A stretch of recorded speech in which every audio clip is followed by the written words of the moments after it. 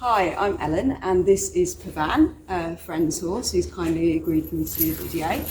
So, on assessment, I'm hypothesising I would have done a full assessment with Pavan, but what we found is actually he got some back pain, and that was in the thoracolumbar area, so in the iliocostalis, thoracic and lumbar area. So that was shown, maybe I would have felt it on palpation, so having, say, a score of 3 out of 5 on the Merrifield-Jones et al. 2019 palpation scoring. Also, I may have done, say, retraction of a hind limb, and he may have resisted that, just showing some pain in his back there. You'll notice, obviously, for this, I'm wearing a hat because I'm not that familiar with him. He's also just loosely tied up, and I've got a friend who's filming, and obviously we're outside, so with COVID as well, we're a good 2 meters apart. The reasons I wouldn't actually do this technique would be if you've got actually really severe splinting in that area, because that could be indicative of a fracture. So the technique which I'm actually going to be using, because I found he'd actually got quite severe back pain there, is I'm actually going to do a caudal traction or a tail pull. So Long et al. 2020, they found that what this did was increase the mechanical nociceptive threshold level within the thoracic, lumbar and pelvic regions. And this was all above 50%. So it's a really good technique to reduce pain in that area without actually going into the area itself, because then what I could do is to actually go into that area and then use a technique such as trigger pointing once that area is more comfortable for him. So I'm going to go now into the technique. So he's just resting his leg there. Just ask him to stand square. Stand, boy. Good boy. Up. Good boy. And stand. Do that. Okay, so I'm going to come in very close to his hindquarters. We'll come around. Scratching the top of the tail. This is quite a nice technique because it's communication and caring to the horse. And then coming right under close to the dock. In the line of the spine, I'm then going to apply the traction. Just waiting for that give, and hold this for 20 seconds.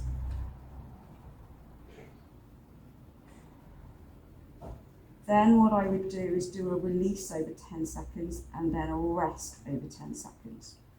And do that 3 times.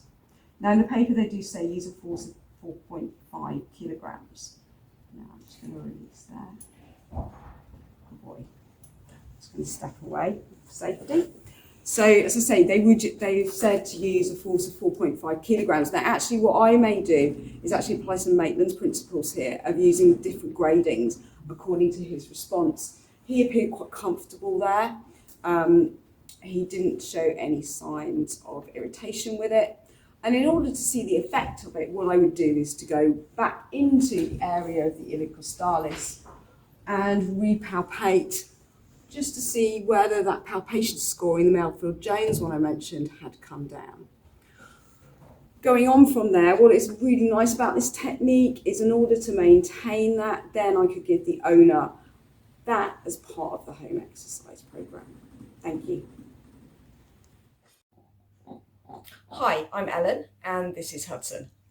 So I'm not using a handler with Hudson today because he's a very placid dog and lovely and a friend, so he's used to me. And as you can see, he loves having some attention and he's got a chew if he needs some occupation there.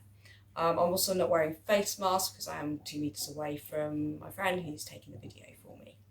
So I've seen Hudson.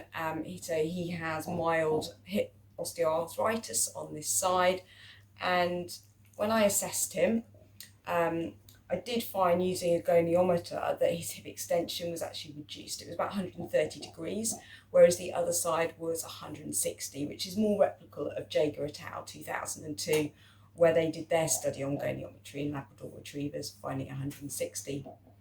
Also, on his gait assessment, he had a reduced retraction on this side and a decreased stance phase. So as I say, there are some myofascial trigger points here in the iliopsoas muscle, his hip flexors.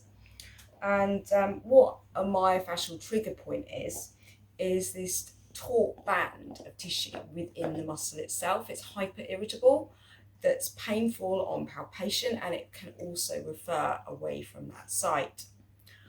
The reasons I wouldn't do this technique, say if you had any joint or ligament instability, or if there was actually any active bone cancer or active disease within that area as well. So, firstly, what I would do is to nicely warm up the muscle by doing some effleurage.